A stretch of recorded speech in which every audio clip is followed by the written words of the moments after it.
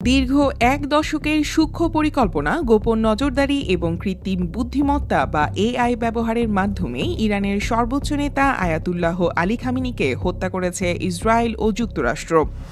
British সংবাদ মাধ্যম financial টাইমসের এক অনুসন্ধানী প্রতিবেদনে বর্তমান ও সাবেক ইসরায়েলি গোয়েন্দা কর্মকর্তাদের বরাতে এই চাঞ্চল্যকর তথ্য জানানো হয়েছে। প্রতিবেদনে বলা হয়েছে, বছরের পর বছর ধরে ইরানের রাজধানী তেহরানের প্রায় সব ট্রাফিক ক্যামেরা ইসরায়েলি হ্যাকারদের নিয়ন্ত্রণে ছিল। এই ক্যামেরাগুলোর মাধ্যমে তারা শহরের প্রতিটি অলিগলি ম্যাপ করা, গুরুত্বপূর্ণ ব্যক্তিদের চলাচলের ধরন পর্যবেক্ষণ এবং রাজধানী তেহরানের ভেতরে কী ঘটছে তার একটি নিখুঁত চিত্র তৈরি করতে সক্ষম হয়। একজন ইসরায়েলি গোয়েন্দা কর্মকর্তা বলেন, আমরা জেরুজালেমকে যতটা চিনি, তেহরানকেও ঠিক ততটাই চিনতাম। হ্যাক করা এসব ক্যামেরার ফুটেজ এনক্রিপ্ট করে তেল আবিব ও দক্ষিণ ইসরায়েলের সার্ভারে পাঠানো হতো। বিশেষ করে তেহরানের পাস্তু স্ট্রিট সংলগ্ন খামেনির কম্পাউন্ডের আশপাশের ক্যামেরাগুলো থেকে তার দেহরক্ষীদের গাড়ির অবস্থান এবং তাদের দৈনন্দিন রুটিন সম্পর্কে বিস্তারিত তথ্য সংগ্রহ করা হতো।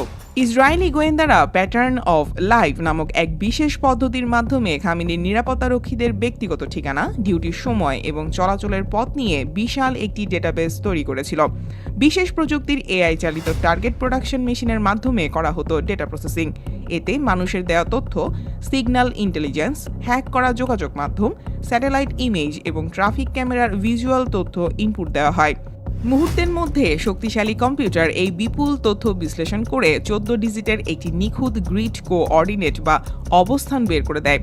10 বছর ধরে প্রযুক্তিবিদ, ডেটা অ্যানালিস্ট এবং ইঞ্জিনিয়ারদের একটি বিশেষ দল এই সিস্টেমকে নিখুঁত করার কাজ করেছে। খামেনিকে গুপ্ত হত্যার পরিকল্পনা বাস্তবায়নে জটিল গাণিতিক অ্যালগরিদম ব্যবহারের মাধ্যমে কয়েক বিলিয়ন তথ্য বিশ্লেষণ করতে হয় ইসরায়েলি গোয়েন্দা সংস্থা মোসাদ ও সিগন্যাল ইন্টেলিজেন্স ইউনিটকে। হামলার আগ মুহূর্তে পাস্তুর স্ট্রিটের কাছের প্রায় ডজন খানেক মোবাইল টাওয়ারের সংযোগ বিচ্ছিন্ন বা বিঘ্নিত করেছিল ইসরায়েল। এতে খামেনির নিরাপত্তা দলের সদস্যরা কোনো ধরনের সতর্কবার্তা গ্রহণ করতে পারেননি। ফাইন্যান্সিয়াল টাইমসের তথ্য মতে, হামলার দিন সকালে খামেনি ও জ্যেষ্ঠ কর্মকর্তারা ওই কম্পাউন্ডে উপস্থিত আছেন কিনা তা নিশ্চিত হতে হ্যাক করা ক্যামেরা ও মোবাইল নেটওয়ার্কের উপর নির্ভর করেছিল ইসরায়েল। মার্কিন গোয়েন্দাদের পক্ষ থেকেও গোপন সূত্রের মাধ্যমে খামেনির উপস্থিতির বিষয়টি নিশ্চিত করা হয়েছিল বলে প্রতিবেদনে উল্লেখ করা হয়েছে। ইসরায়েলি প্রতিরক্ষা মন্ত্রী ইসরায়েল কাৎজো জানিয়েছেন, এর আগে গত বছরের জুন মাসে 12 দিনের যুদ্ধের সময় খামেনিকে টার্গেট করা হলেও তিনি ভূগর্ভস্থ বাংকারে লুকিয়ে থাকায় তখন সাফল্য আসেনি। তবে এবার গোয়েন্দা তথ্যে জানা যায়, খামেনি দিনের বেলা নিজেকে তুলনামূলক বেশি সুরক্ষিত মনে করতেন। সেই সুযোগ কাজে লাগায় ইসরায়েল। মার্কিন গোয়েন্দা সংস্থা সিআই এর সহায়তায় খামেনির সঠিক অবস্থান শনাক্ত করার পর 28 ফেব্রুয়ারি স্থানীয় সময় সকালে দিনের আলোয় তার কম্পাউন্ডে 30টি বোমা ফেলে ইসরায়েলি যুদ্ধবিমান। প্রতিবেদনে আরও বলা হয়, গত 11 ফেব্রুয়ারি হোয়াইট হাউসে মার্কিন প্রেসিডেন্ট ডোনাল্ড ট্রাম্পের সঙ্গে ইসরায়েলি প্রধানমন্ত্রী বেনিয়ামিন নেতানিয়াহুর 3 ঘণ্টার রুদ্ধদ্বার বৈঠক হয়।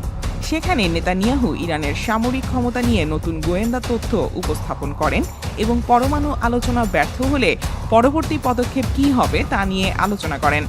শেষ পর্যন্ত গত শুক্রবার বিকেলে ট্রাম্প অপারেশন এপিক ফিউরির চূড়ান্ত অনুমোদন দেন।